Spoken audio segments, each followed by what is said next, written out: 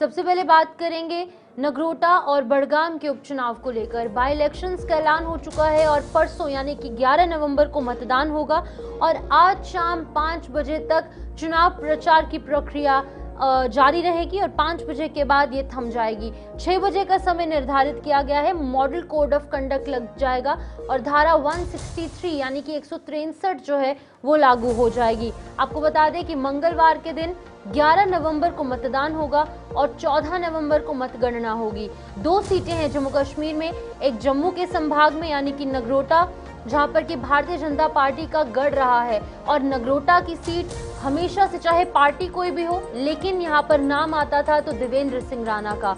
और पिछली बार जब 2024 के अंदर चुनाव विधानसभा के हुए थे जम्मू कश्मीर के अंदर, तभी देवेंद्र सिंह राणा ने पूर्ण बहुमत के साथ यहाँ पर जीत हासिल की।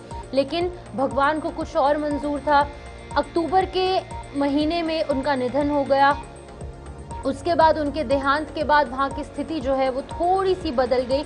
अब वहाँ के लोगों को इंतजार था कि अब उनकी बागडोर कौन संभालेगा। हालांकि विकास परियोजनाएं लगातार वहाँ पर चल रही थी, लेकिन अब ये कमान संभालने की जिम्मेदारी उनकी बेटी देवयानी राणा ने अपने कंधों पर ली। और जिस तरीके का समर्थन उन्हें मिल रहा है नगरोटा ही नहीं पूरे जम्मू संभाग से, वो कहीं ना कहीं देखने वाली चीज़ है। जब वो नगरोटा पहुंचती हैं तो चाहे बुजुर्ग हैं, बुजुर्गों का आशीर्वाद उनके साथ है, बच्चों का स्नेह और प्यार उनके साथ है, महिलाएं उनके साथ कंधे से कंधा मिलाकर चलती हैं, तो ये एक तस्वीर जो है वो नगरोटा सीट की साफ हो जाती है। वहीं अगर हम बड़गाम की बात करेंगे तो बड़गाम में हमेशा से नेशनल कॉन्फ्रेंस की जीत होती आई है और जब 2024 में चुनाव हुए थे तो सीएम उमर अब्दुल्ला ने खुद 2 सीटों पर चुनाव लड़ने का ऐलान किया, गांदरबल और बड़गाम। उन्होंने गांदरबल की सीट चूज की क्योंकि लेगेसी हमेशा से गांदरबल की सीट की रही है। उनके फादर, उनके दादा हमेशा से गांदरबल सीट से लड़ते आए हैं और वहां से जीत भी हासिल की गई है। तो उनकी तरफ से बड़गाम की सीट को छोड़ दिया गया, खाली कर दिया गया, जिसके बाद कि बड़गाम के लोगों को इंतजार था कि अब उनका विधायक, उनका एमएलए कौन होगा। कहीं ना कहीं लोगों में थोड़ी सी नाराजगी भी देखने को मिली कि नेशनल कॉन्फ्रेंस को वोट दिया गया बड़गाम की तरफ से, बड़गाम की तमाम जनता की तरफ से, युवाओं की तरफ से, बुजुर्गों की तरफ से, लेकिन सीएम उमर अब्दुल्ला की तरफ से गांदरबल की सीट चूज की। अब उनके अपने ऑब्वियस रीजंस थे क्योंकि उनकी लेगेसी, उनकी पारंपरिक सीट गांदरबल ही है।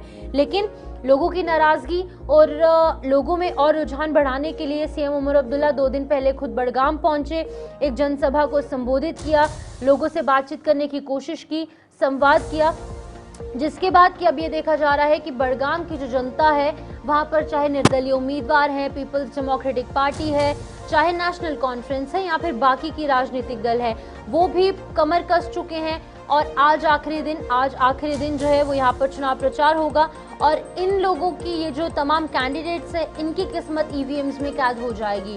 और 14 नवंबर का दिन निर्धारित किया गया है जब इसका ऐलान होगा कि नगरोटा और बड़गाम इन दोनों सीटों पर आखिरकार राजा कौन बनेगा। लेकिन फिलहाल जिस तरीके से अगर हम परिस्थितियां देखेंगे तो ये देखने को मिल रहा है जिस पार्टी की लेगेसी चल रही थी वही पार्टी जीत कर सामने आ सकती है। लेकिन जनता के हाथ में ये तमाम चीजें हैं। जनता जो है वो डिसाइड करेगी कि आखिरकार जीत कर सामने कौन आएगा। हो सकता है कि चेंजेस देखने को मिले, लेकिन अभी के जो रुझान है वो इसी तरीके से है कि भारतीय जनता पार्टी की सीट जो है वो यहाँ पर नगरोटा में हासिल होगी। देवयानी सिंह राणा जो है वो जीत कर सामने आएंगी, जो विश्वसनीय सूत्र बता रहे हैं। और जो जनता का रुझान है वो इसी तरीके का देखने को मिल रहा है और हो सकता है कि नगरोटा की जो बड़गाम की लेगेसी है वो नेशनल कॉन्फ्रेंस के साथ जाए। लेकिन एट दी एंड 14 तारीख को ही तय होगा कि नगरोटा में कौन जीतेगा और बड़गाम में कौन जीतेगा। फिलहाल आपको बता दें कि उपचुनाव के प्रचार आज शाम को 6 बजे समाप्त हो जाएंगे।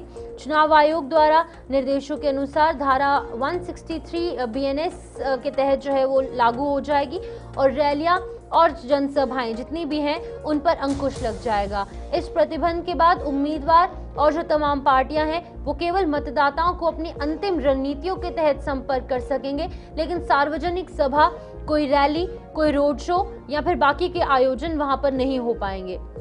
आपको बता दें कि उपचुनाव में जनता का उत्साह चरम पर देखा जा रहा है। लोगों की तरफ से कहा जा रहा है कि वो अपने जो उनके रिप्रेजेंटेटिव हैं वो इस तरीके के रहेंगे जो उनकी बात उठाकर सरकार के सामने रखें, असेंबली में रखें और उनके तमाम जो मुद्दे हैं, जो मिसाइल हैं, उनका हल हो। मतदान मंगलवार 11 तारीख को होगा, 11 नवंबर को, और सभी मतदाताओं से अपील ये की गई है कि वो अपने मत का प्रयोग करें। वहीं आपको बता दें कि मतगणना यानी कि जो रिजल्ट है वो 14 तारीख को सामने आएंगे और इसके बाद विजेता उम्मीदवारों के नाम घोषित कर दिए जाएंगे। प्रशासन ने सुरक्षा व्यवस्था और मतदान केंद्रों पर व्यवस्था कड़ी कर दी है और इस बार के उपचुनाव में प्रमुख राजनीतिक दलों ने अपनी पूरी ताकत झोंक रखी है और मुकाबला बेहद रोमांचक रहने की संभावना है। अगर हम बात करें बड़गाम की, तो वहां पर भी बीजेपी है, चाहे नेशनल कॉन्फ्रेंस है, चाहे पीडीपी है, सभी के नुमाइंदे वहां पर, सभी के जो बड़े चेहरे हैं वहां पर पहुंच रहे हैं, उनकी तरफ से चुनाव प्रचार किया जा रहा है। वहीं नगरोटा में भी यही स्थिति है, बीजेपी और बाकी के लोग भी यहाँ पर आ रहे हैं, लेकिन हो सकता है कि जो लेगेसी है वो कंटिन्यू रहे, लेकिन एट द एंड 14 तारीख को ये स्थिति बिल्कुल क्लियर आउट हो जाएगी।